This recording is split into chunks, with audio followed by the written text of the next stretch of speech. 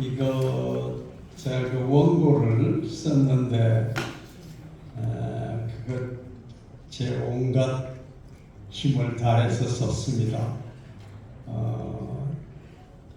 어쩌면 뭐 유언 비슷한 그런 마음으로 기도하면서 썼던 건데 그건 아마 한 2시간이 더 걸릴 것 같고, 그래서 그걸 좀 요약을 했습니다. 했는데도 이게 1시간 가지고는 어려울 것 같아요. 근데 우리 이동갑 위원장님이 그게 인터넷하고 또 USB에 나와 있대요. 그래서 그걸 좀 참고를 하시면 좋겠고, 저는 좀 최대한 좀 줄여서 오늘 같이 좀 생각해 보고자 합니다. 지금이 3시 23분인데 절대 60분을 넘지 않겠습니다. 아무튼 최대한 좀 줄여보기로 하고요. 오늘 여기 물론 우리 ROTC 동문들께서 주로 참석을 하셨지만은 특별히 그 가족이나 우리 음악을 위해서 이렇게 참여해 주신 여러분들 참 고맙습니다. 특별히 우리 그 박랑필 우리 위원장님께서는 아마 제가 알기로 육사 출신 장군 중에 제일 사고의 폭이 넓은 분이 아닌가 싶어요. 지금도 한국 군에 그 보고마를 위해서 책임을 지고 수고를 하고 계시죠. 참여하시고 그랬는데 우리 모두의 문제라고 생각을 합니다. 그래서 그런 관점에서 가슴을 열고 우리 같이 좀 생각을 해보십시다. 제가 말씀드리는 중에 혹시 좀 질문이 있거나 다른 의견이 있으시면 언제든가 좀 말씀을 해주시고요. 그게 좀 재미없다 싶으면 좀 주무십시오. 우리 사회에 지금 엄청난 문제가 일고 있습니다. 이게 보이지 않게 쭉 진행이 되기 때문에 조금 아무렇게나 생각하는 경향이 있는데요. 무서운 문제가 우리 자신에부터 스며들고 있습니다. 어떻습니까? 한 10년이나 20년 전에 우리하고 지금 우리하고 내 스스로 내 의식 속에 바뀐 면은 없는가? 우리 한번 생각을 해보십시다. 엄청난 변화가 있습니다. 전에는 뭔가 이웃이라든가 뭐 가족이라든가 이런 데 대해서 굉장히 깊은 관심이 있었고 그것이 마치 내 일처럼 생각하는 그런 경향이 강했다면 오늘날은 좀 그 반대가 되고 있죠. 뭔가 나 중심, 우리 가족 중심, 내가 속해 있는 집단 중심 이런 의식이 굉장히 강조되고 있지 않습니까? 이것의 근본을 해결하지 않으면 우리 가정이 파괴됩니다. 우리 사회가 견디질 못합니다. 특별히 고유한 역사를 자랑해왔던 우리 민족의 분열은 도저히 통합이 될 수가 없습니다. 이 엄청난 문제를 우리가 지금 안고 있는 것이죠. 그래서 사실은 온 세계가 한국을 굉장히 중시하고 있습니다. 한국 민족은 좀 특이한 민족으로 생각하고 있거든요. 근데 막상 우리는 우리 내적 이 무서운 서로 간의 갈등 때문에 아주 깊숙이 상처를 안고 있습니다. 그래서 이건 전부 우리의 문제입니다. 여기 계신 우리 모두의 문제입니다. 그러면 이 원인이 뭘까 하는 것이죠. 이걸 한마디로 갈등이라고 볼 수가 있겠습니다. 갈등입니다. 이 갈등의 원인이 뭔가를 알아야 해결을 하지 않겠습니까? 세 가지를 한번 요약을 해봅니다. 하나는 비교와 갈등의 문화입니다. 비교와 경쟁의 문화입니다. 이거 보통 심각한 것이 아니죠. 아마 자랄 때부터 그렇지 않습니까? 유치원에서부터 그렇지 않습니까? 온통 비교입니다. 경쟁입니다. 이 문화는 굉장히 무섭습니다. 우선 성과는 괜찮게 나타납니다. 그러나 결국은 무서운 결과로 이어집니다. 다른 하나는 의사소통의 문제입니다. 말이 안 통해요. 말을 하면 그것은 나하고는 상관없다고 생각하는 그런 분위기에서 우리가 살고 있습니다. 이 두 개의 의미를 하나의 묶어보로 해서 본다면 그것은 우리 민족이 너무 똑똑해서 그렇습니다. 똑똑하지 않으면요, 이런 문제 제기되지 않습니다. 우리가 굉장히 똑똑합니다. 이것이 세계가 인정을 하거든요. 그 핀란드의 세계적인 그 여론조사 기관에서도 발표를 얼마 전에 한 적이 있습니다. 한국민이 세계에서 5번째로 똑똑하답니다. 그 뒤에 우리 어린 학생들의 취업 문제와 관련해서 학생들의 지능지수를 검토해서 발표한 바도 있죠. 거기에도 세계 5위로 나가 있습니다. 우리 민족이 똑똑합니다. 5위라는 게 조금 뭐 하지 않느냐? 영국은 66이고요. 미국은 77입니다. 독일이 23인가 그래요. 우리 민족은 어쨌든 세계가 인정하는 똑똑한 사람들입니다. 그렇기 때문에 자기 몫을 잘 챙깁니다. 내 몫에 조금이라도 손실이 가면 가만히 있지 않습니다. 그렇게 점차 그것이 그런 분위기가 심화되고 있습니다. 보통 문제 아니죠. 근데 여기에 또 하나 원인이 있습니다. 이것은요, 우리가 깜빡하기 쉬운 건데 서구 사회의 근대 문화의 영향입니다. 짐작하시겠지만 서구 근대 문화라는 것은 오늘날 모든 사람들이 추구하고 있습니다. 개인이나 국가나 전부 거기에 바탕을 두고 경쟁하고 있지요. 이것의 특징이 뭐냐 하면 중세 때 세계를 바라보는 눈이 하나님이었습니다. 그러던 것이 인간으로 바뀌면서 근대 문화가 생겨나기 시작한 것이죠. 예를 들면 비가 와서 홍수가 졌습니다. 그래서 집이 떠내려가고 사람이 죽고 모든 농사가 엉망이 되고, 그게 해마다 그렇습니다. 그때 사람들 생각에 이건 하나님께서 벌을 내리신 거구나 이렇게 생각을 했죠. 근데 그 뒤에 나무를 심어봤습니다. 뚝을 만들었습니다. 저수지가 생겼습니다. 그러니까 그렇게도 당연한 걸로 생각했던 홍수가 그친단 말이죠. 이거는 인간이 얼마든지 할 수 있는 문제를 그랬구나 이런 생각을 합니다. 그래서 인간이 중심이 되는 하나님이 오히려 하나님보다 높은 위치에 인간을 두는 그런 경향으로 바뀌기 시작한 것이죠. 인간의 어떤 면이 가장 중심이냐? 이성이라고 생각을 했습니다. 이 이성에 부합되는 것, 그것이 가장 진리에 가까운 길이다 이렇게 생각을 하기 시작한 것이죠. 이성에 부합되는 것, 이게 합리성이지 않습니까?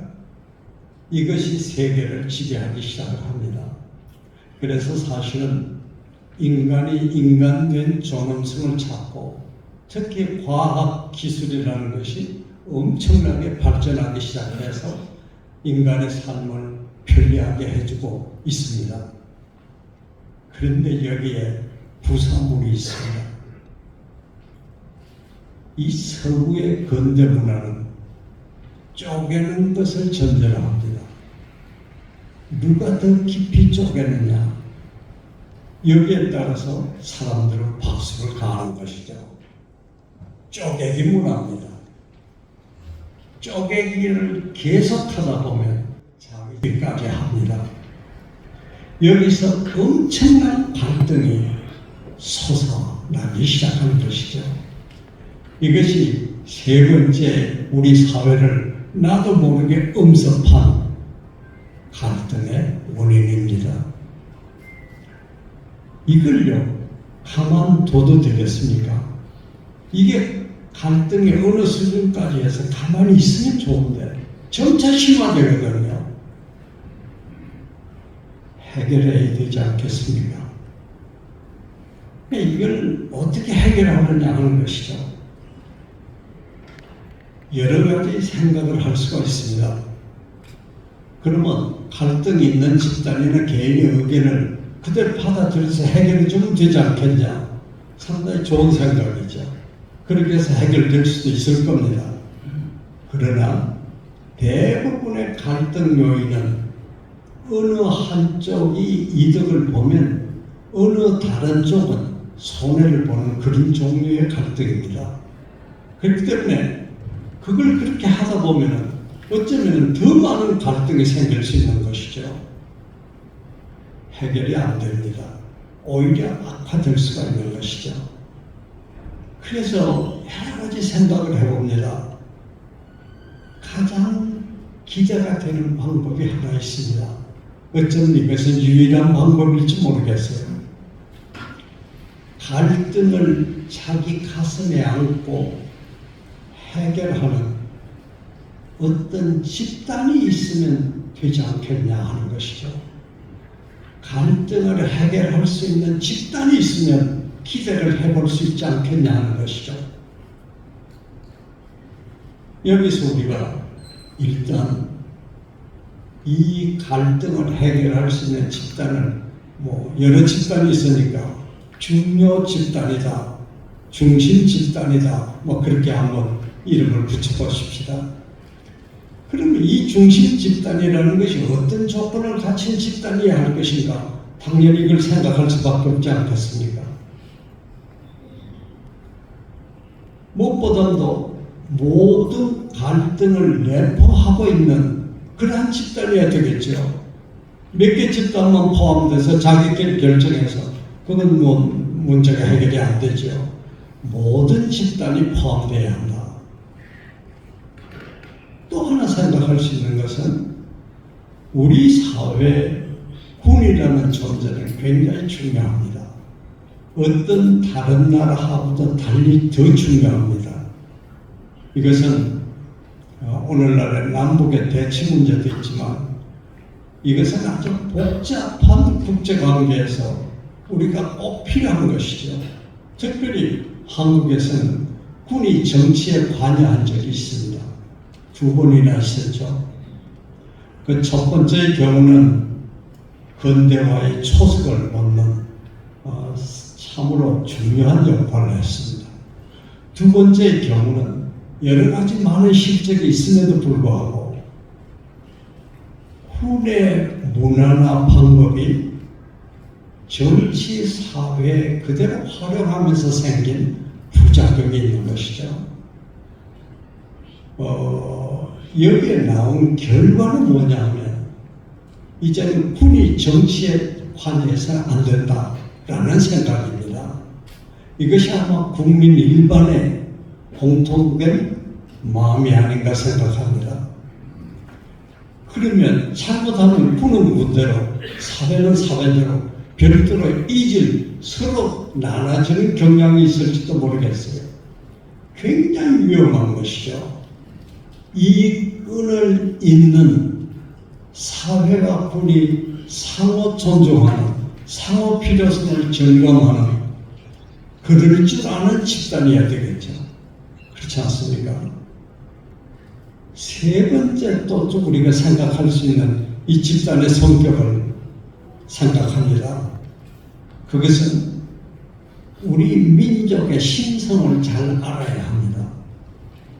언제 화를 내는지, 언제 이 자기 권리까지도 기꺼이 포기하는지, 우리 국민의 심성을 잘 알 수 있는 그러한 집단이어야 합니다. 여기에서 많은 우리가 역사적인 자료가 있습니다만 일단 그렇게만 말씀드리도록 하겠습니다. 그 다음에는 국제 상황을 잘 알아차릴 수 있는 그런 집단이어야 합니다. 우리가 20세기에 나라가 그 무서운 본욕을 치르고 참으로 가슴이 찢어지는 아픔을 겪던 이유도 그 중에 상당한 이유가 국제 상황을 이해하지 못했기 때문입니다. 중국이라는 나라가 통일국가를 형성해서 중앙 집권적 성격이 강해지면 그때마다 우리 민족은 많은 눈물을 흘려야 했습니다. 미국은 우리의 참 좋은 우방입니다. 그러나 국제 상황에서는 국가 간의 관계라는 것은 그렇게 단순하지 않지요. 얼마만큼 믿어야 하느냐? 이것도 잘 생각을 해둬야 합니다. 이런 문제는 이어서 좀 더 자세히 우리가 생각할 기회가 있겠습니다. 국제관계를 잘 아는 것은 굉장히 중요합니다. 우리가 제일 가까우면서 우리에게 아주 중요한 지역이 동남아시아 지역입니다. 왜냐하면 이건 해상 통로에 우리가 대외적으로 뻗어나가려고 할 때 아주 우리 집 앞이지요. 우리의 전략 물자가 참 빈곤한데 이 동남아시아는 전략 물자의 보호입니다. 보물창고입니다. 이 제3세계권으로 우리가 우리의 국력을 넓혀나갈 때 동남아시아는 그 핵심입니다. 이 동남아시아가 중요한데 일부 지역은 같은 게 없어요. 온갖 잡탕이 다 얽혀 있습니다. 그래서 이게 어느 게 어느 건지 어느 걸 따라야 되는 건지 그걸 잘 알 수가 없게 되어 있거든요. 예컨대 베트남이라는 나라는 이 지구상에서 제일 싫어하는 나라가 중국입니다. 그래서 이 사람들은 항상 중국을 견제할 수 있는 나라를 찾게 되죠. 그것이 러시아였습니다. 러시아하고 관계가 좀 벌어지고 그러면서 미국과의 관계가 새롭게 외교 관계가 설립되면서 곧바로 미국과 아주 친해져 버렸습니다. 그 이유를 아시겠죠? 중국을 견제할 수 있는 나라를 찾은 것이죠. 그런데 베트남 옆에 있는 캄보디아 경우를 한번 보십시다. 캄보디아는 이 지구상에서 제일 싫어하는 나라가 베트남입니다. 모든 좋은 남쪽의 지역 그거 전부 다 캄보디아 영토였거든요. 프랑스가 지배하면서 그냥 베트남에 떼주고 그랬습니다. 제일 싫어합니다. 그러면 베트남을 견제할 수 있는 세력이 필요하지 않겠습니까? 그것이 어디 됐습니까? 중국입니다. 그래서 푸놈펜이나 이 캄보디아에 어떤 문제가 생겼을 때 우리는 페킹의 북경의 변화를 읽을 줄 아는 안목이 필요합니다. 그러니까 베트남을 좋아하는 나라는 러시아와의 관계가 있고 그것은 동남아시아에 쭉 그쪽으로 연결됩니다. 캄보디아를 좋아하는 나라는 중국을 좋아하는 나라하고 관련이 됩니다. 이러면 동남아의 어떤 기류를 하나를 우리가 찾아볼 수 있지 않겠습니까? 감사합니다. 이러한 것들을, 이런 국제적인 관계를 알아차리는 그런 집단이어야 합니다.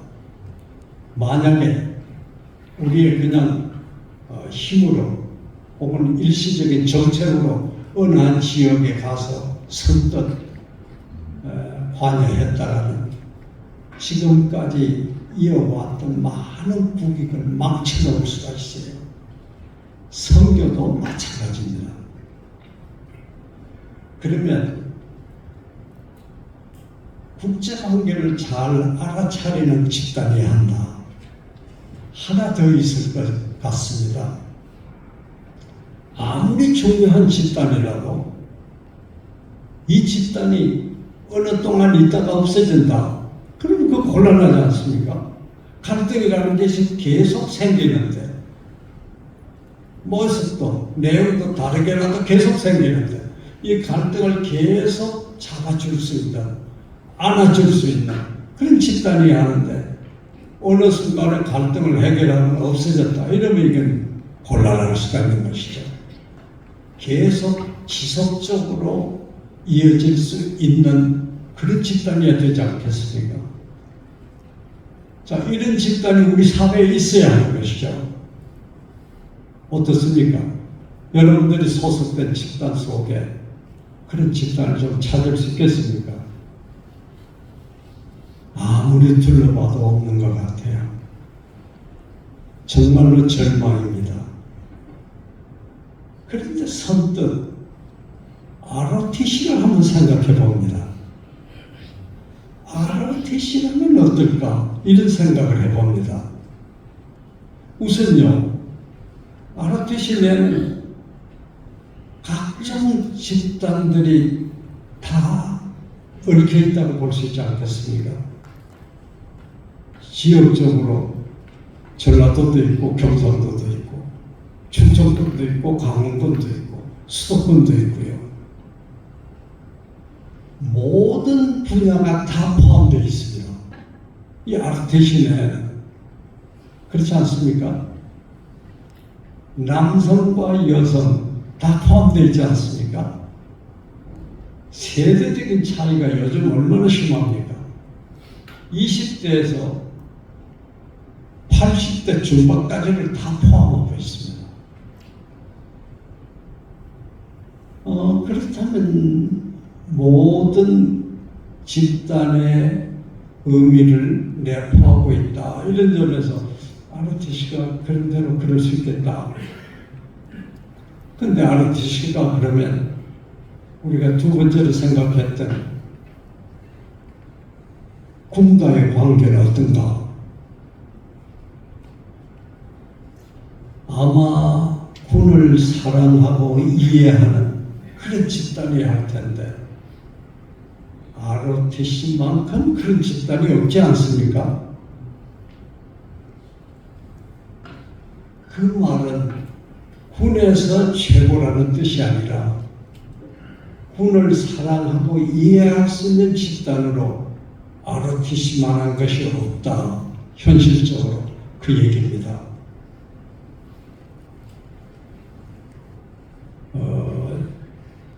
지금 ROTC 예비역이 한 20만이라고 합니다.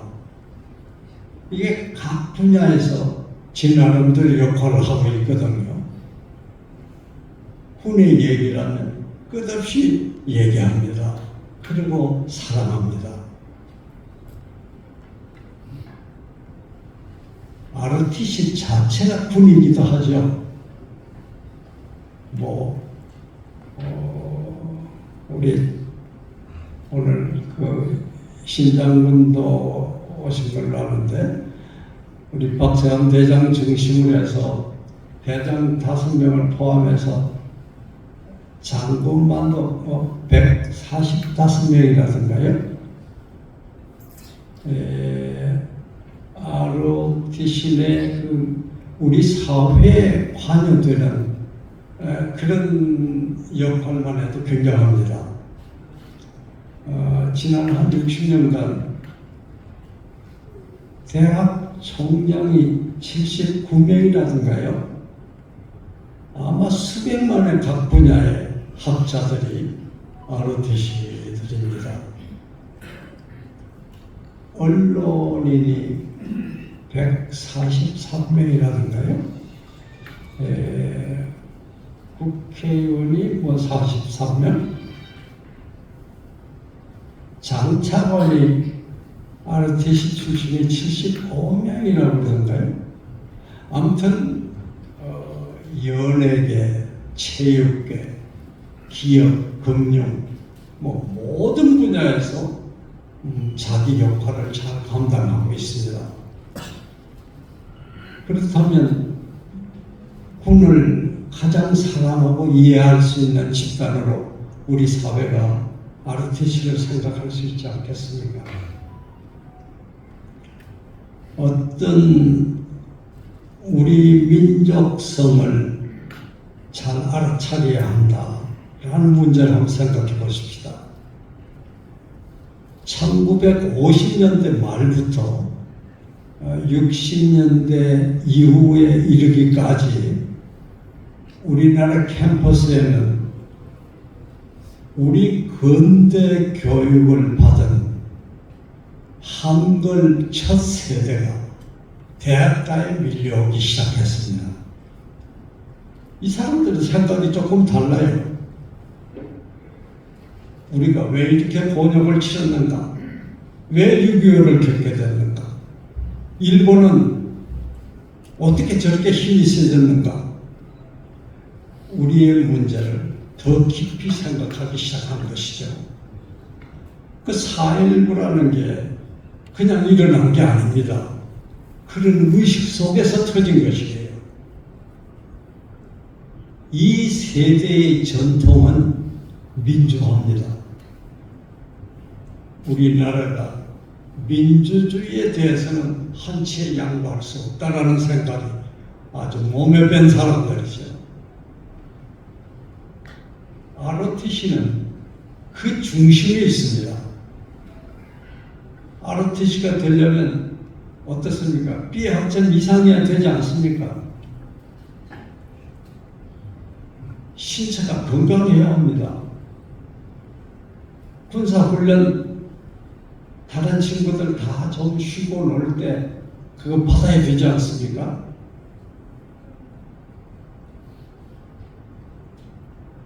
신원조회를 3번인가 할 때 자기가 전혀 모르는 어느 삼촌이 북한에 있다고 해서 장교가 못된 친구들도 있습니다.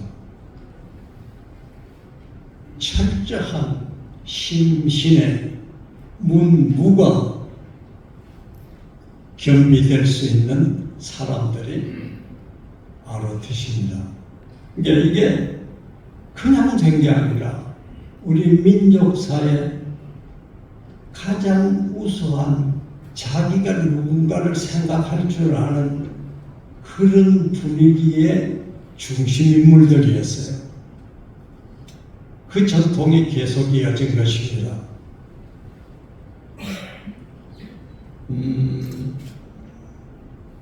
세계사, 국제관계를 좀 잘 파악해야 되지 않냐.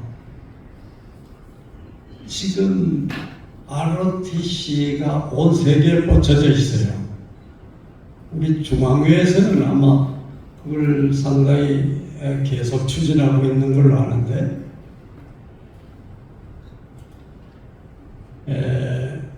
그 나라에 ROTC 자체의 조직이 만들어지고, 어떤 ROTC는 자기 손자까지도 ROTC가 된 경우도 듣습니다. 그 나라에서 자기 몫을 감당을 해요. 언어나 문화를 이렇게까지 한 집단이 세계적인 관계에 연관되어 있는 경우는 우리 민족사의 처음입니다. 국제관계를 어떤 경우보다도 잘 알 수 있는 조건을 가지고 있습니다. 그렇지 않습니까?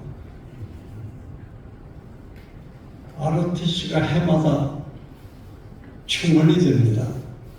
한 4,000명 내외의 이 나라의 최고 엘리트들이 군의 이력을 담당합니다. 이것은 제도적으로 보장되어 있죠. 있다가 없어지는 그런 게 아니죠. 이쯤이면 우리가 좀 눈치를 채야 되지 않겠습니까? 그러면 우리가 지금 ROTC가 우리나라의 갈등을 해소할 수 있는 중요 집단이 될 수 있느냐? 된다고 볼 수 있겠느냐? 제 생각에는 아닙니다. 지금 현재의 ROTC로서는 아닙니다. 그나마 다른 방법이 없다면 이걸 좀 활용해봐야 되지 않겠는가? 활용한다면 어떻게 해야 된단 말인가? 이런 생각을 할 수밖에 없지 않습니까? 몇 가지 생각을 해봅니다. 첫째는 ROTC는 응집력이 약합니다. 이것이 문제예요. 응집력이 있어야 합니다. 이건 아주 이 응집력이 잘못하면 이질성으로 뺏기고 그 집단이 파괴되거든요. 근데 이 응집력의 핵심이 뭐냐면 다양성인데 이 다양성을 인정하면 됩니다. 다양하다는 것은 인정하면 되는 것이에요. 그리고 최소한도 ROTC 전체에서의 의견으로 이렇게 하기로 합시다 라는 주장이 있을 때 그 주장하고 내가 속한 어떤 서클의 입장하고 다를 때 최소한도 그 주장을 존경할 수 있어야 합니다. 응집력을 키워야 합니다. 두 번째 조건이 있습니다. 포용성입니다. ROTC가 자기 집단의 이익을 위해서만 열심히 뛴다면 그것은 우리나라의 주요 집단으로서는 자격이 없습니다. 모든 다른 이질적인 집단의 이익을 인정하고 토론하고 그게 서로 부딪히는 것이 있을 때는 그것을 서로 간에 조정을 해낼 수 있는 그런 집단이어야 합니다. 이 포용성의 핵심이 뭐냐 하면 자기 것을 버릴 줄 알아야 돼요. 내 것을 강조하고 있다가는 조정의 집단, 그 주요 집단의 역할을 할 수가 없습니다. 포용을 잘 함으로써 다양성을 인정하면 잘해서 이질적인 것만 안 된다면 어떤 특징이 생기냐 하면 창의성이라는 게 생깁니다. 창의성은요, 잘 조직화되고 일사불란하고 인류의식에 가득 찬 그런 집단에서는 찾아낼 수 없어요. 있을 수가 없습니다. 뭔가 내가 좀 모자란다고 생각하고 뭔가 타협의 여지를 갖고 상대를 인정할 줄 아는 그런 집단이 아니면 창의성은 생기지 않습니다. 근데 이 창의성이라는 게 얼마나 중요하냐 하면 어느 집단이나 그 집단이 지속될 수 있는 힘이 어디 있냐 하면 창의성을 가진 집단입니다. 그것은 역사가 잘 알려주고 있죠. 이런 몇 가지의 여건을 오늘날 ROTC가 갖는다면 기대를 해볼 수 있습니다. 우리 민족의 이 무서운 갈등을 해결해낼 수 있는 지도 집단으로 한번 생각해 볼 수가 있는 것이죠.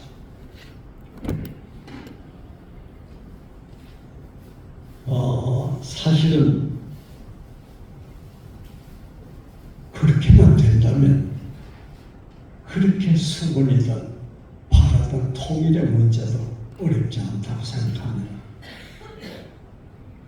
통일의 방법을 우리가 다 생각하고 실천해 왔지 않습니까?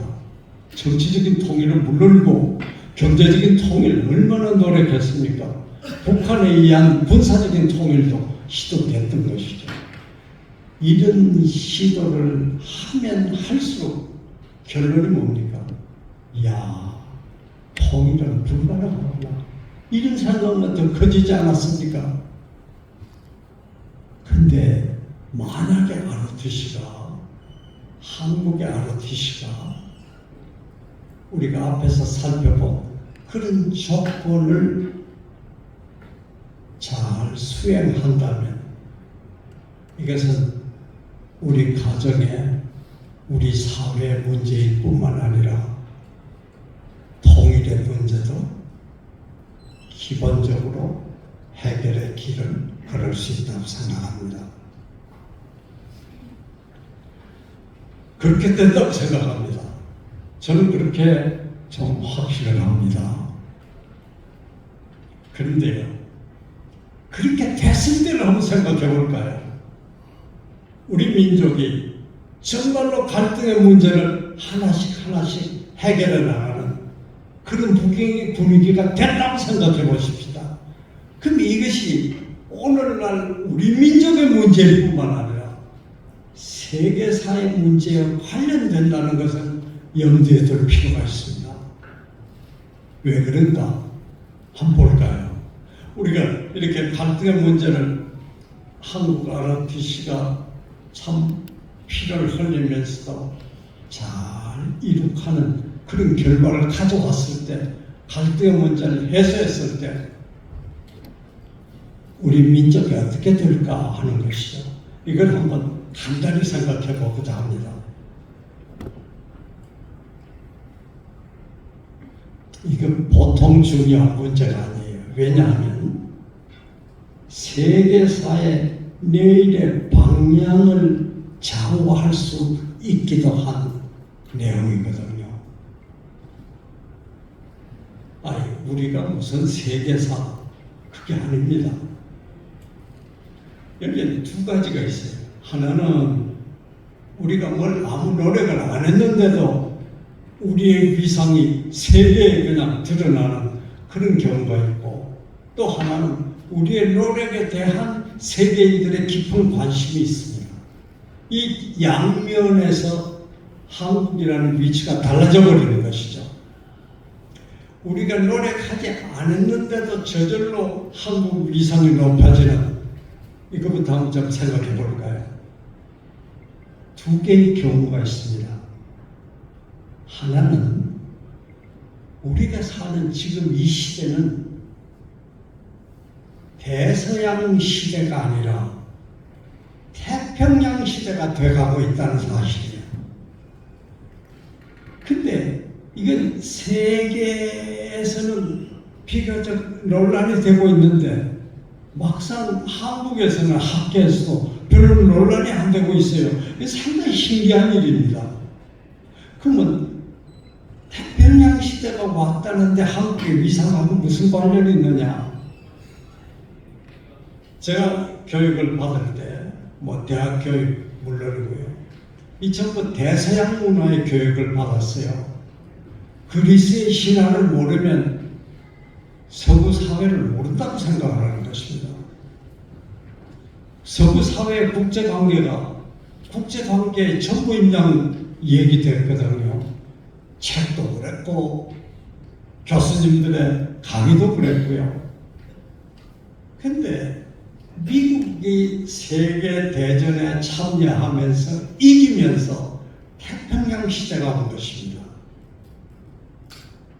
미국의 동맹이 될 수밖에 없는 일본이라는 게 있습니다. 또 중국이라는 나라가 대서양 시대 때 영국이나 이런 거하고 같은 역할을, 그런 거하고의 대립관계에 있었던 해양 세력의 중심이 되고 있어요.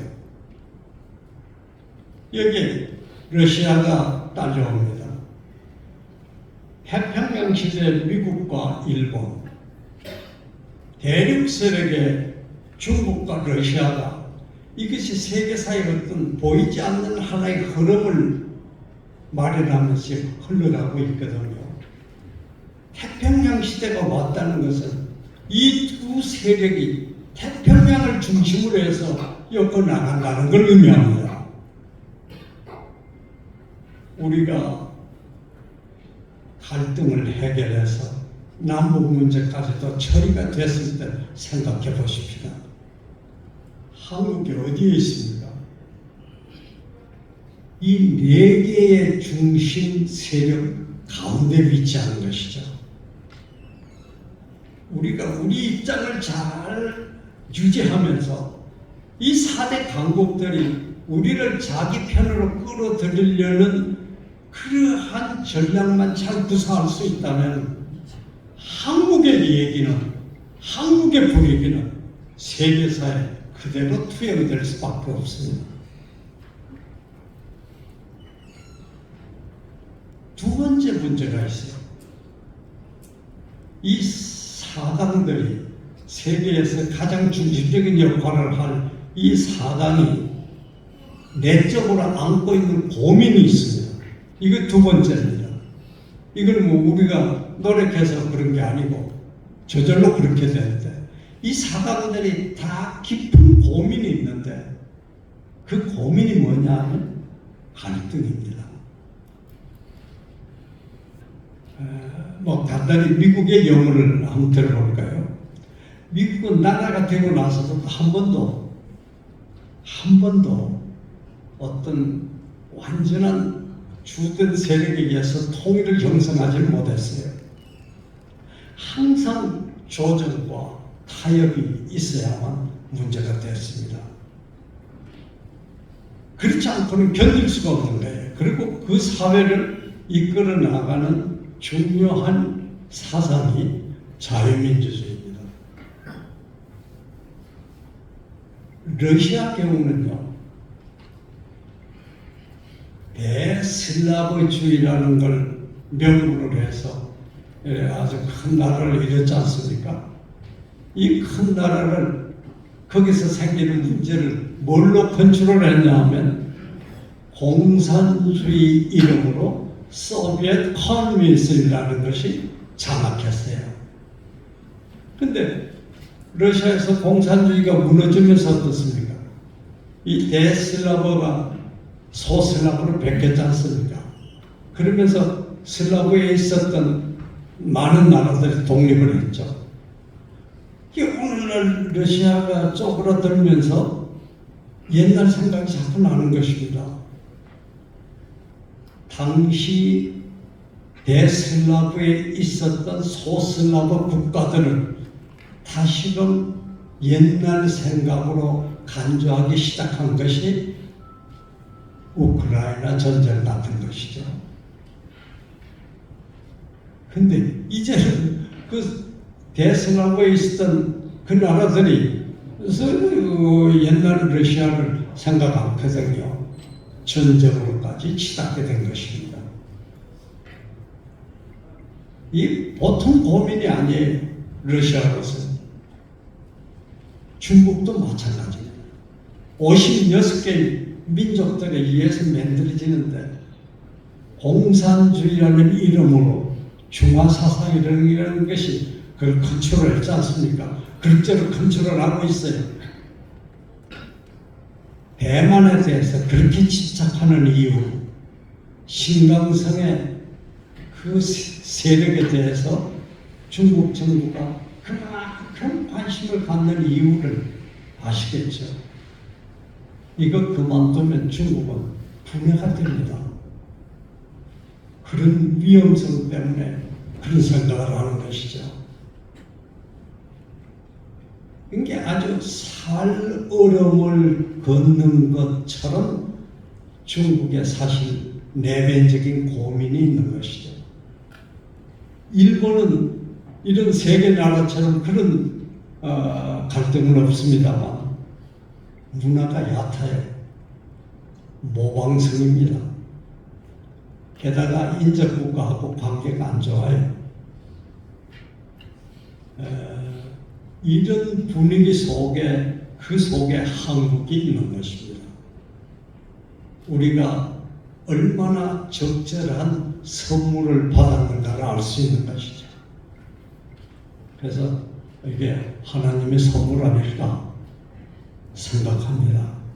태평양 시대의 도래와 사감이 갖고 있는 그 갈등들을 한국이 모범적으로 보이면서 해소를 보이면서 한국에 한없는 관심을 가질 수밖에 없게 된 것이죠. 세계사의 분위기가 그렇게 한국에 집중할 수 있게 된 것이죠. 그런데 여기에 말이죠. 우리가 노력한 것에 대한 세계인들의 관심이 막 쏟아집니다. 도대체 너희 나라에 그렇게 갈등이 많은 나라가 어떻게 그걸 해소했느냐? 그걸 주도했던 ROTC라는 게 도대체 뭐냐? 이런 생각을 온 세계가 갖는 것이죠. 그러면서 막 질문을 해옵니다. 알고 싶어 합니다. 저는 그걸 한 4가지를 요약을 해보는데요. 질문 형식으로 해옵니다. 이것에 관한 설명은 제 나름으로 하더라도 이게 굉장히 많은 시간이 걸리는데 아주 간단하게 그냥 요즘은 말씀드리는 걸로 끝맺겠습니다. 첫째, 이런 질문이 해올 것입니다. 야, 너희 ROTC 말이야, 한국 ROTC 아주 소수면서도 느슨한 것 아니냐? 그런 게 어떻게 너희들보다 더 강하고 좋은 많은 조직이 있는데 그런 집단을 이렇게 이끌어갈 수가 있었느냐? 그 힘이 뭐야? 이런 질문을 하지 않겠습니까?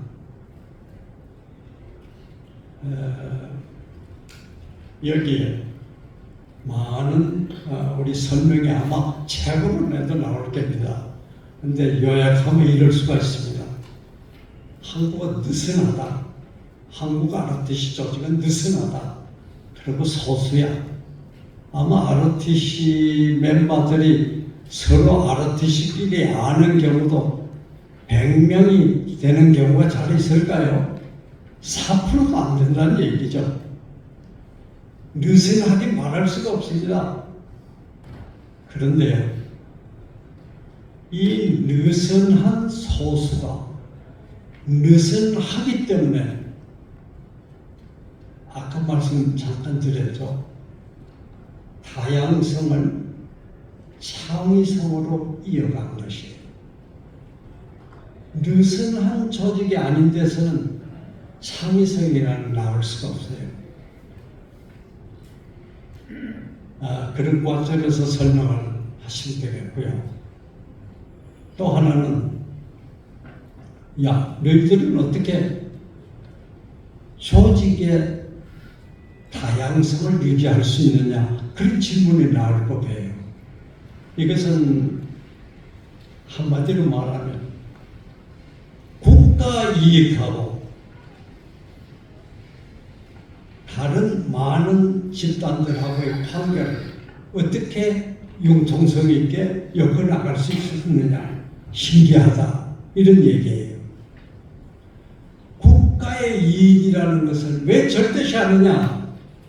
여기는 크게 2가지 이유가 있습니다. 하나는 모든 다른 집단의 이해관계를 묶을 수 있는, 조정할 수 있는 기준이 있어야 될 거 아닙니까? 그 기준이 국가이익이에요.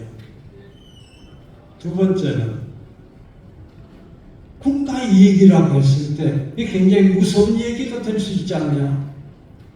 국가이익을 컨트롤하는 사람은 누구냐? 이런 문제가 나오지 않겠습니까?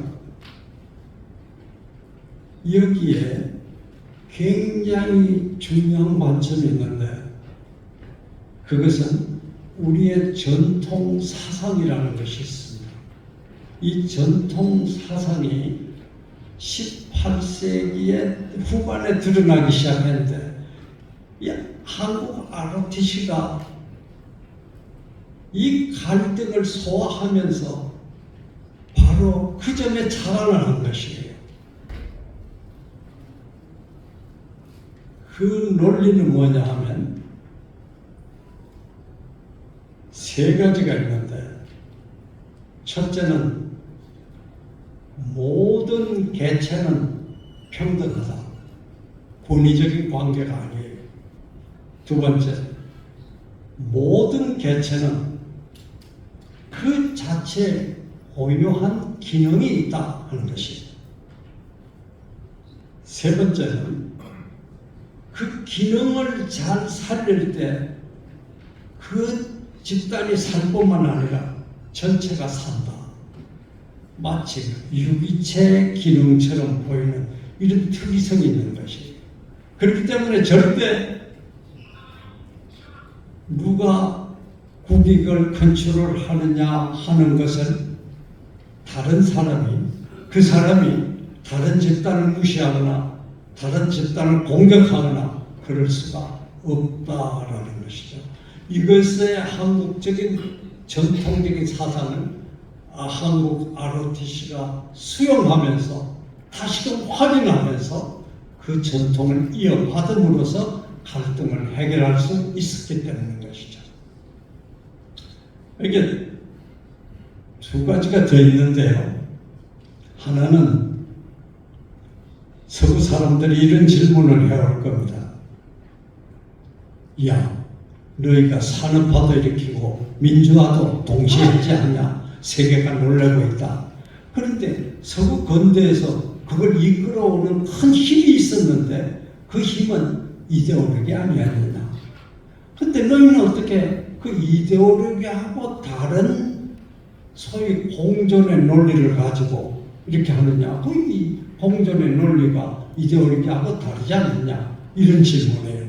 이거는 상당히 학술적이고 동양 사회를 이해하는 관점에서 나온 질문일 수 있습니다.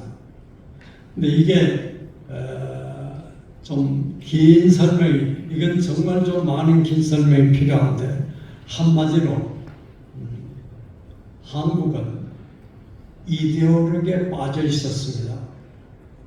서구 근대화의 힘이 됐던 이데올로기를 활용했기 때문에 산업화와 민주화가 동시에 성취된 것이죠. 그러나 거기에 따르는 많은 갈등의 요소는 이걸 걷잡을 수가 없었던 것이죠. 그래서 한국의 ROTC는 이데올로기라는 힘을 따라서가 아니라 18세기에 우리 자체 내의 사상가들이 근대화에 관련되는 논리를 펴면서 그 근대화를 이끌어 나가는 힘을 보여준 것이에요. 그것은 이데올로기하고는 성격이 전혀 다른 것이었습니다. 반대, 공존의 논리인데 이것에 관한 자세한 설명은 인터넷 북입니까? 그걸 좀 참고하시고요. 아무튼 그 설명으로 그게 아닌 것, 그 공존의 논리로 우리가 대답을 할 수가 있습니다.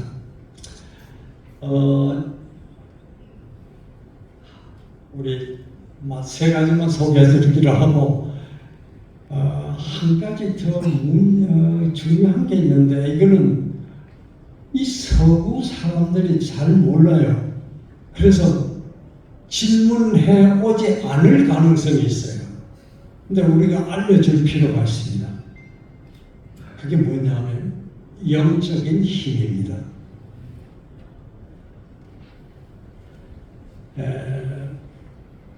이 영적인 힘이라는 게 뭐냐?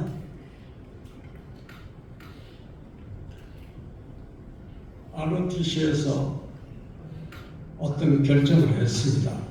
우리가 국익을 위해서 이래야 된다라고 결정을 했어요.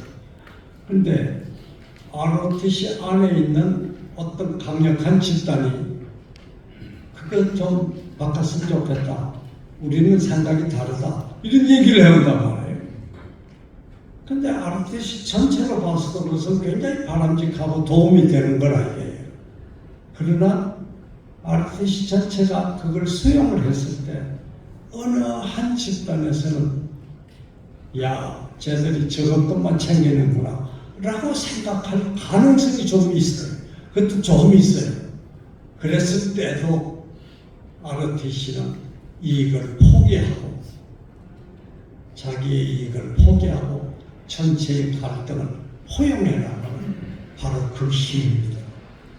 그 힘이 영적인 힘입니다. 이것이 역사적인 배경이 뭐냐? 이건 상보 시대 때부터 우리 선조들이 내려왔던 어떤 큰 흐름이에요. 한마디로 우리 상고인들은 하늘신을 섬겼어요. 그 당시에 이 세상에 무서운 것은 뭐냐면 짐승들이었습니다. 제가 어릴 때만 해도 어느 마을에 아기를 여우가 물어갔다 그런 얘기가 있었다고요. 근데 이런 어떤 동물의 위험, 자연재해의 위험, 이것은 그걸 신호로 여길 법한데, 그러니까 태양이 떠오르면 동물이 나간다. 태양을 신을 섬길 수가 있을 법한데 하늘을 섬겼어요. 그리고 이 하늘이 지도자를 인정하느냐에 따라서 그 지도자를 백성이 인정 여부를 결정을 했어요. 이 전통이 북부여, 고구려, 고려로 이어왔던 것이죠. 근데 그 힘이, 그 영적인 힘이 어디에 있느냐? 이것은 성경에 있습니다. 아까 그 이 목사님 아주 설교 재밌게 들었는데 여기의 핵심은 죄입니다.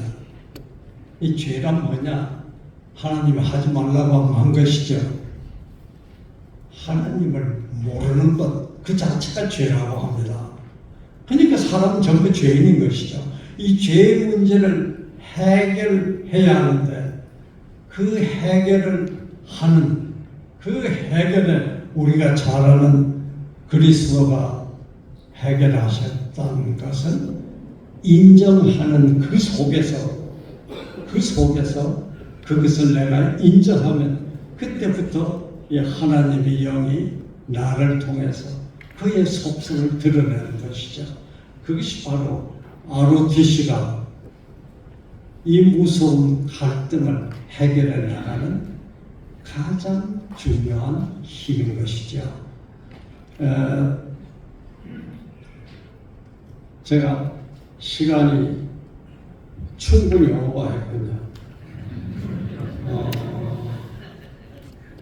지금 ROTC는, 한국 ROTC는 이 갈등을 해결하느냐, 방관하느냐의 기로에 서 있습니다. 어떻게 할 것인가?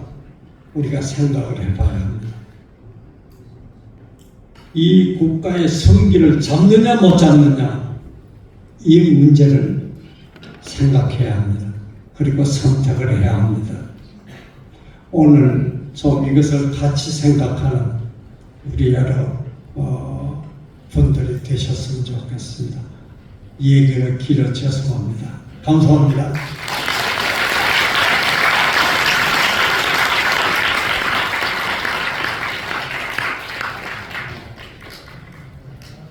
저희 ROTC는 갈등 해결의 집단으로서 역할과 사명에 대한 문제점과 해결 방안과 그 이후의 현상에 대해서 열강을 해주신 우리 김만 시장님한테 다시 한번 뜨거운 박수 부탁드립니다.